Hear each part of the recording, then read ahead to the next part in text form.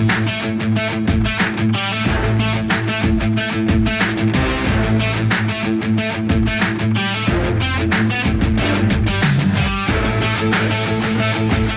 morning, fellow Hoops fans. Welcome back to another episode of The Last Shot NBA show right here on Little Birdie TV. As always, brought to you by our mates over there at topsport.com.au. Now we've got a full deck here with us this morning. We're going to be joined by Andrew Parkinson a little bit later, and I'm sure he's going to be giving me a little bit of stick about my recent cold streak with my picks, but we're going to get into that a little bit later. First, we welcome old mate Benyam Kidane from NBA Australia. BK, my brother, good morning. Good to be with you, my man. How you living? I'm living good, man. I'm living good. And you know what, BK? We're going to jump straight into it, and I'm just going to say this right off the rip. New York Knicks, who? I'm all aboard the New Orleans Pelicans train, mate. I've been telling you guys, jump on it. There's still some room there. I told you guys they were going to be a dark horse for the championship, currently leading the Western Conference, BK. Hey, man, we were talking that talk in preseason. It's I didn't think it would come this early, but they're here. They've arrived. They're here. They're arrived. I'm here for it as well. Now, they had an interesting game over the weekend. Well, the game, I guess maybe you might not call it interesting, but towards the end, there definitely was an interesting bit of play, and that was Zion Williamson with his windmill dunk. Now, the Pelicans had basically won this game. They were up 9 with just, a handful of seconds left. Zion got the ball. Basically, it was thrown down. He was the only one down in the Pelican side of the court. Grabbed the ball, windmill dunked it to end the game, and then it caused a little bit of a brouhaha. We're going to show the clip real quick right now. Then we're going to get into it, BK. It's over. Pels. No. Get it done. And on the spin and the reverse, the slam by Zion. I know you didn't like it. 6-game winning streak for the Pels. I don't think they're Jose and Chris Paul at the end of the game. And he got into Chris Paul. No, but this came from the last two possessions, though. Right. But it came from the last two possessions with Larry Nance shooting the layup when the game is over, and then Zion doing a 360 when the game is over. Yeah. But this is how rivalries start, though. Right. This is how they start. It's unfortunate, though. It's going to be over before Christmas. And a little bit of a brouhaha there to end the game, BK. Oh, I always like that kind of thing. Listen, first of all, I'm going to say this, and I reckon you might even agree with me, right? The Suns were mad that he was kind of showboating when the game was won. You should have been mad that you gave up 126 points or 128 points. Don't be mad at that play. Hey, I'm with you, man. If you don't want me dancing in the end zone, keep me out of there. Like, that's just what it is. And I get the whole sportsmanship angle of this, but this is Zion in front of his home crowd. Chris Paul was just shooting a layup not 2 seconds before this. Like, you guys were still hooping too. Like, I'm not with this. I'm with Zion and the Pelicans. CJ McCollum said that, just as much after the game, they got to get back on defense if they don't want us to dunk. And, pretty much everyone on the Suns team wasn't happy about it, except DeAndre Ayton. He was surprisingly chill. He didn't seem to mind. Yeah, I can see that from DeAndre Ayton, actually. And of course, it is Chris Paul who's the one that's going there instigating, initially after the game. And I love Chris Paul, but I'm like, Chris Paul, your track records probably says that you should take a back seat on this one here. They asked Zion about it after the game, and this is what he had to say. That was a little out of character for me, but you got to understand. I mean, you can understand it or not. They sent my teammates home last year. I missed all last year. I got carried away a little bit. I admit that. But, I was in that locker room. My brothers were down because, the Suns sent us home last year. That's a tough moment to be a part of. So, in that moment, I got carried away. I admit that. That was out of character for me. So, if they was to do the same thing, I wouldn't have no problem with it. BK, the commentator alluded to it in that clip that we watched earlier about how this is rivalries. This is how rivalries begin. Are we seeing the beginning of a new rivalry right here? It looks like it. I mean, the Pelicans surprised, everyone getting into the postseason last year, competed against the Phoenix Suns, and now, the Pelicans will be feeling like they're on that level with the Phoenix Suns. And, this is just kind of setting up a nice little storyline, several months out from the postseason. But I like this from Zion Williamson. But you know what? I also like it from the Phoenix Suns. Like this is what fans want to see. They want to see guys like Zion making plays like that. They want to see players care about regular season games. So the whole thing, I'm down with it on both sides. But if I'm looking at the New Orleans Pelicans, like for Zion, this is hey everyone, look what I can do. I'm healthy. This is exactly what fans want to see. I got no beef with this whatsoever.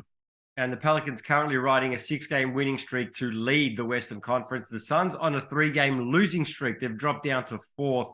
But yeah, you're right, BK. I want to see how the Suns respond in the next game that these two teams play. And if they come out with a chip on their shoulder, then yes, they care about these things and a rivalry, has been born. But listen, as a lifelong Pelicans fan since Sunday afternoon, I'm here for it, mate. I'm here for it. All right, BK, let's move on. We're going to talk about another guy that you're a huge fan of, and that is Klay Thompson. The Golden State Warriors took care of the Boston Celtics yesterday in San Francisco. Now, Klay had one of his better games of the season. He did drop a season high 41 points not too long ago. Yesterday, he had 34 points on 14 of 26 shooting, including 4 made 3-pointers. It was the team's first matchup since Game 6 of the NBA Finals last season. We're going to show some highlights, BK, as we're just sort of talking about Klay Thompson. He was very impressive, especially early. He had 12 points in the first quarter, 12 points in the second quarter. He looked good yesterday, and not just on the offensive end, BK. He was pretty active on the defensive end too, wasn't he? Yeah, and to be honest, that was probably the part that was more impressive for me. We know Klay Thompson can score in bunches. We know he can get hot, but what's sort of been missing of late with Klay, obviously coming back from those injuries, has been that defensive presence. And, Andrew Wiggins not in the lineup. Like they played that 3-guard lineup with Steph, Jordan Poole, and Klay. So a lot of the defensive responsibility fell on Klay's shoulders, and that included guarding Jason Tatum, who's, an MVP frontrunner. I thought Klay was terrific. Like a lot of his defense led to offense, and that's kind of the Klay Thompson of old, is when he's locked in defensively, it all works for him down the other end of the floor. And the Warriors are just a different team when the Splash Brothers are playing like that. I mean, we know Klay Thompson, the last, sort of stretch hasn't been his best, but he's coming off 4 straight 20-point games. And quite frankly, when he's playing like that, the Warriors all of a sudden look like the best team in the league. Yeah, and to your point, BK, about the defensive job that they did on both Tatum and Jaylen Brown, and I'm including Steph Curry in this here. So when Curry and Thompson were the primary defenders on one of those two, or both of those guys, those two Celtics shot just 7 of 19 from the field. So they both did a great job on the Celtic stars. And the other thing that I liked about, Klay on the offensive end as well is he kind of let the game come to him, right? He wasn't sort of just jacking up shots. He was taking his shots within the offense. They were all sort of measured shots. There was nothing rushed, because you've seen him at times, and I guess especially earlier in the season, it looked like he was maybe in a hurry to prove that I'm still the Klay Thompson of old. And he may have been rushing some shots and sort of forcing them when he wasn't really feeling it. But yesterday, it was just all flowing for him. Yeah, you're absolutely right. There was a lot of bailout shots as well, like where the ball would swing around and Klay would be there in the corner or on the elbow, and just kind of acting as that release valve for the Golden State Warriors. But I hope this is the Klay Thompson we get to see, for the rest of the season. It's not going to be every night, but we even saw in the finals and in the playoffs last season, Klay can pick his spots. He can pick his moments to get going. But, the road that he's kind of traveled back from injury to then obviously winning the championship last season, to see him out there hooping like this, because that's kind of the beef I think that a lot of maybe Warriors fans have, is that maybe they're not doing enough to surround Steph Curry with, the talent that he deserves to maybe win another championship. But if Klay Thompson is this Klay Thompson, then they've already got what they need. Yeah, absolutely. Yeah, like you said, look, he's not going to be able to bring that every single night, but we've said it a ton of times on the show, BK. I'll take 75% of Klay Thompson over most other shooting guards in the league. Big facts. Yeah, so look, I'm pretty sure we're going to see a few more of these performances from Klay Thompson throughout the season, though. All right, BK, moving on. All right, this one here, it's a weird topic. You and I kind of touched on it in a text message yesterday, BK, and that is Lonzo Ball and the Chicago Bulls. And what the hell is happening with Lonzo Ball now? It seems like we haven't seen Lonzo Ball on the court for a long, long time. He's appeared in just 35 games for the Chicago Bulls since signing with the team. Now, just to give you a quick timeline of his sort of injury, history with the Bulls. He was diagnosed with a small meniscus tear on January 10 of this year. Underwent surgery on January 28. There was a hope that he might have been back for the playoffs.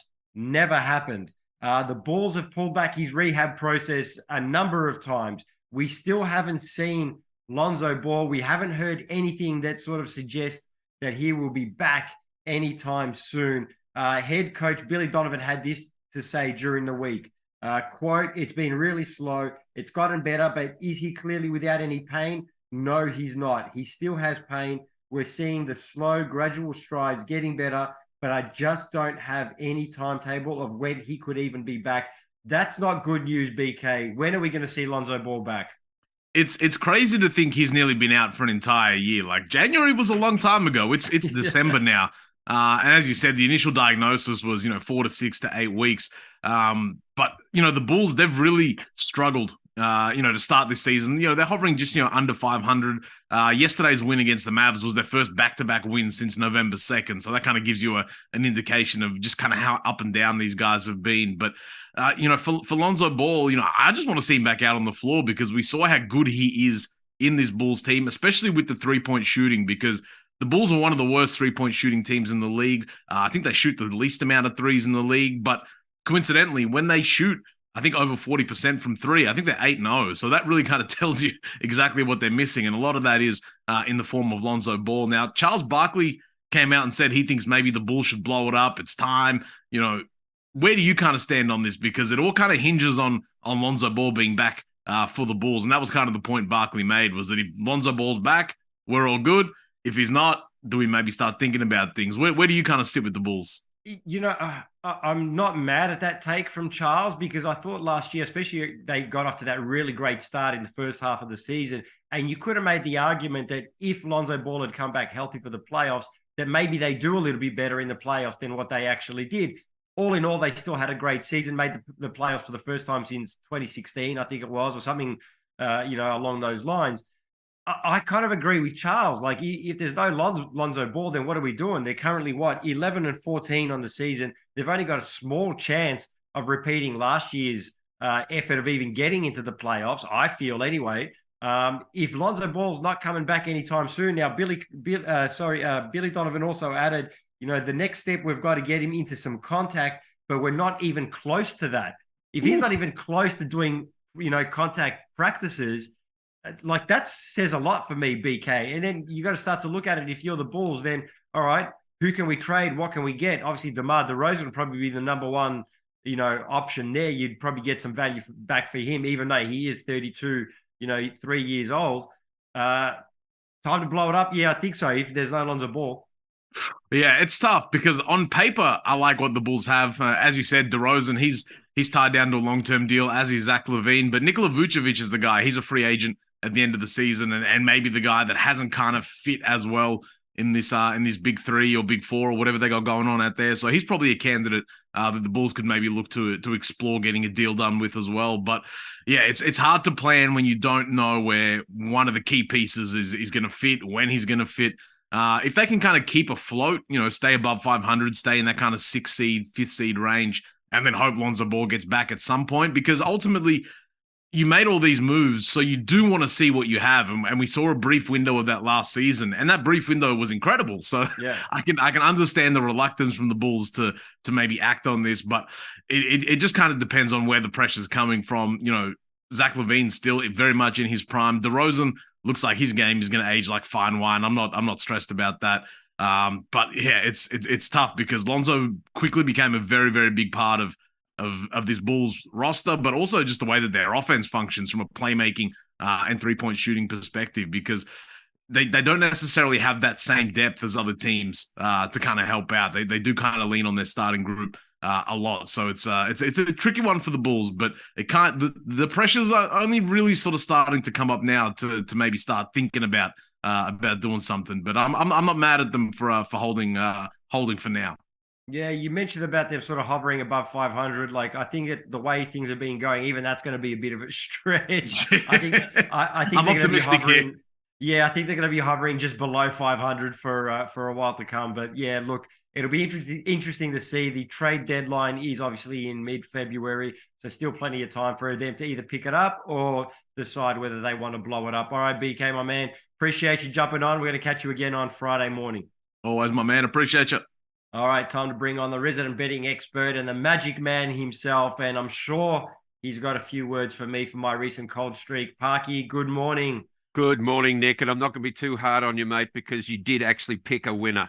You did. You went the over in the Nuggets at Trailblazers game, but and you had a tie in there because the Nuggets. How about this one? The Nuggets win by 1, and the spread was -1, so you didn't get a win. So you went 1, 2, and 1 in your picks from last Friday. I went 2 and 1. I missed the Rockets. Well, we both missed the Rockets against the Spurs there. But and also before we get into the games today.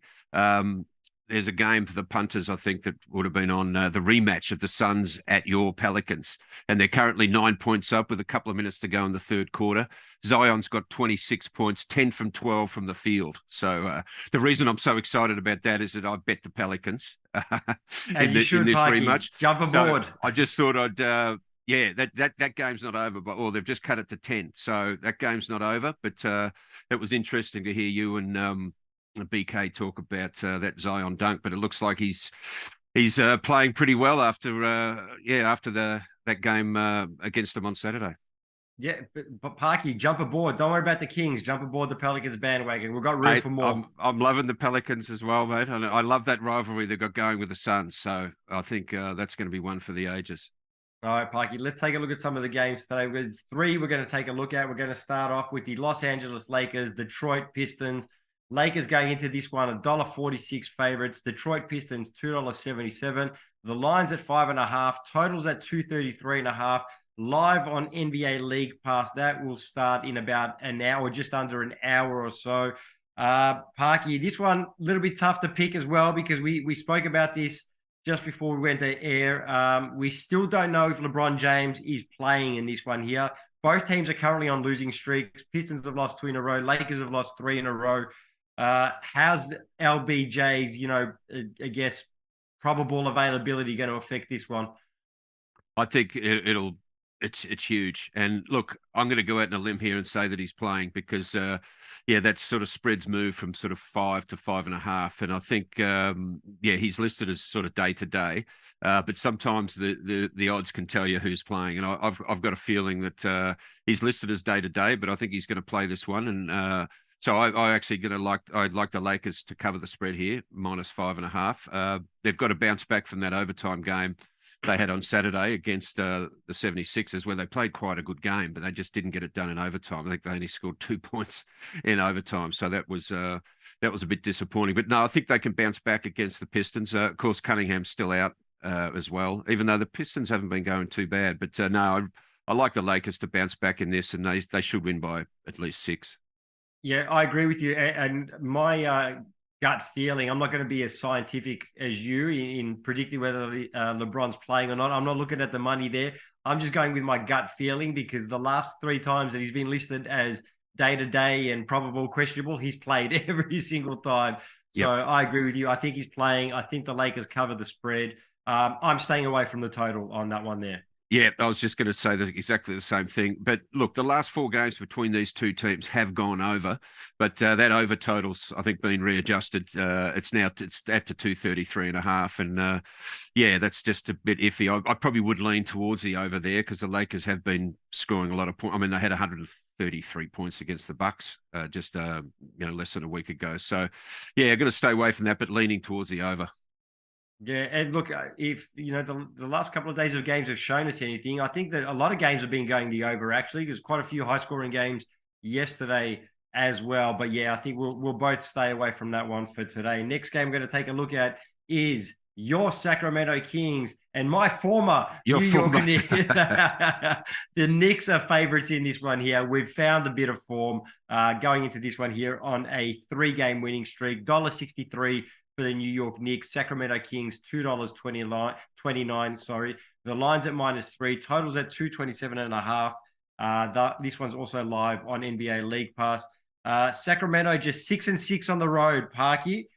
Julius Randle's been playing well for us in this little recent hot streak. Like I said, 3-game winning streak for the New York Knicks. No Obi Toppin for New York, and Keegan Murray and De'Aaron Fox both listed as questionable as of late last night. Have you seen anything different as of this morning, Parky? Yeah, no, I've got Fox listed as day-to-day, and I think that's a big out if he doesn't play. And once again, that line has moved just since we sort of got ready for the show only about half an hour or so ago. So that line's gone from 2 to 3 now. So that makes me think that Fox isn't playing, and here we are playing this guessing game again. And I think a lot of people are down on the NBA at the moment, a lot of teams, because it's so hard for the people that are gambling and the fantasy. There's a big fantasy leagues going on across the world as well. So this has just reared its head again.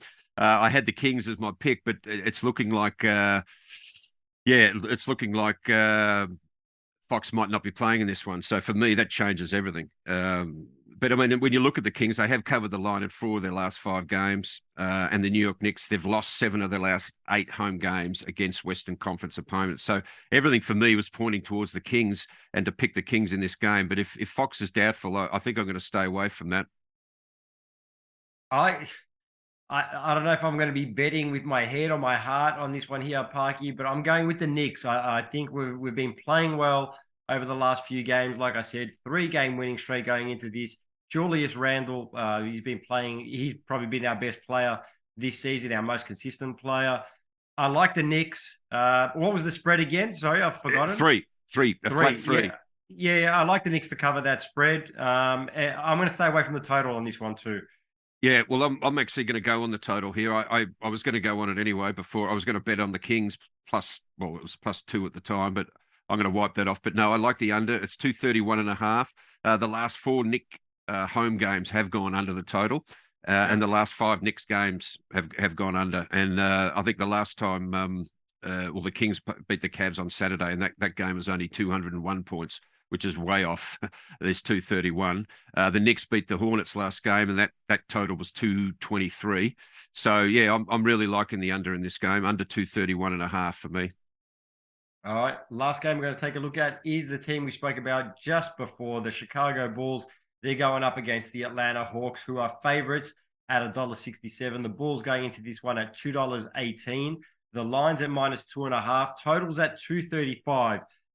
This one's also live on NBA League Pass. This is a 7v11 matchup in the East. Atlanta's lost 3 in a row. The Bulls have actually won 2 straight games.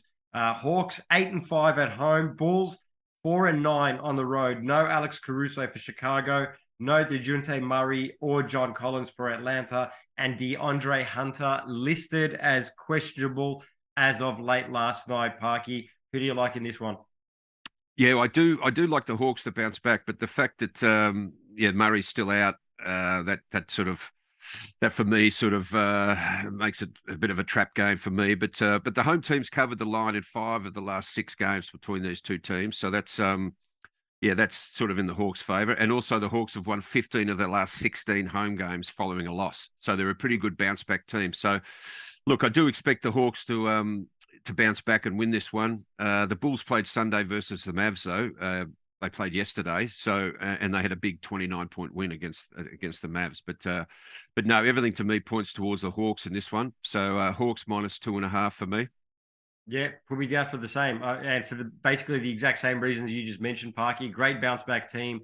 That no DeJounte Murray and no John Collins is a slight worry, but I do think that the Hawks have enough to get over the Bulls. Yep, no, I agree with that one. It's only a small spread too at home that they can cover. And as far as the under goes, the 234.5, I really like the under in this one as well. 7 of the last Atlanta home games have gone under following a road loss. So yeah. I think they tighten up their defense a little bit, and I can see this game.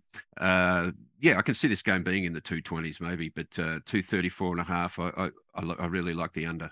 Yeah, me too. Actually, put me down for the under on that one as well. Gotcha. All right, fantastic. All right, Parky, we're going to check back in with you on Wednesday morning, and hopefully I can get my pick total back up around 500 again. Yeah, no, we'll see how we go. Just an update on that Pelicans score. The Suns are at the Pelicans. They've cut it to 5 points at the end of the third. It's a pretty high-scoring game, 98-93. So yeah, my bet's looking a little shakier than it was when they were up 13 earlier. But Right. we'll see how your Pelicans. We'll see if your Pelicans can hold on. My beloved Pelicans, I'm actually going to go downstairs and switch on NBA League Pass and catch the end of that one there. So we'll catch you on Wednesday morning. Cheers, Parky. See you Wednesday. All right, guys, that's been another episode of The Last Shot NBA show right here on Little Birdie TV, brought to you by our mates over there at topsport.com.au. We'll catch you guys Wednesday morning.